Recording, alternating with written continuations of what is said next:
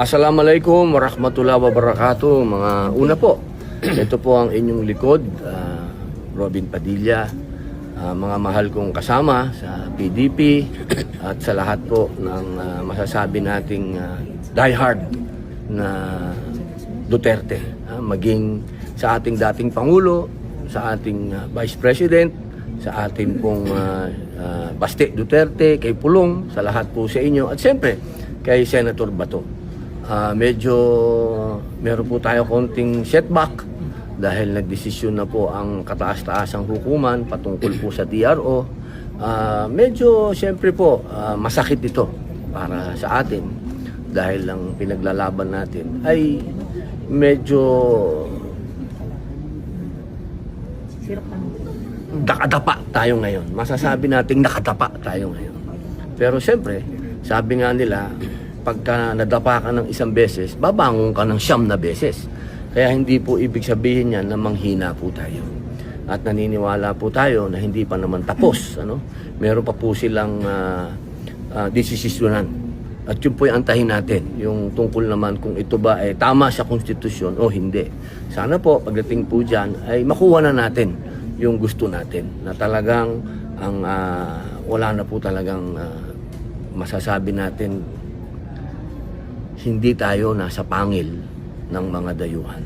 Yan po lang ang gusto natin eh. Wala naman tayong argumento kung hindi malayang lipunan tayo. Tayo ay natatandaan ko yung speech dati ni Senator Miriam Santiago. Ang sabi niya, makakarating lang tayo sa ICC kung hindi na gumagana yung ating hukuman. Gumagana yung hukuman po natin.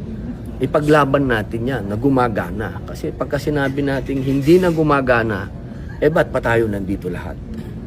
Parang hindi naman maganda yon na inaasa natin sa ibang lahi. At siyempre po, ang isa pang argumento dyan na dapat po nating isa puso.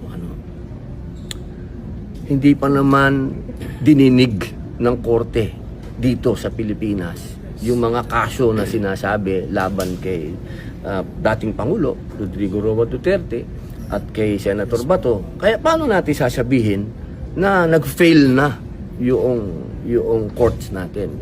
Paano nangyari yun? Hindi pa naman natin sinubukan. Siguro kung nangyari muna yun, talagang nagkaroon pa ng kaso, nagkaroon ng hearing at nakita nating nagkaroon ng kengkuyan, tsaka nating sabihin na hindi nag-work ang ating korte. Pero hanggat hindi natin sinubukan, ibig sabihin nun, naduwag tayo. Kaya mga mahal kong kababayan, tandaan po natin ang mga bagay na hindi natin ginawa, baka pagsisihan natin balang araw.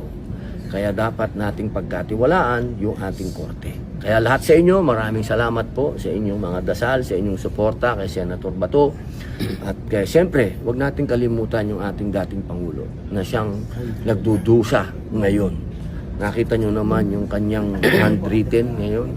Yung kanyang handwriting, medyo masakit sa loob nating lahat na yung ating hero nasa ganung sitwasyon na.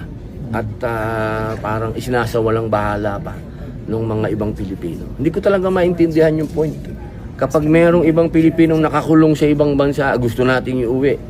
Yung matanda, in-export natin. Hindi ko talaga maintindihan yun. Maraming salamat.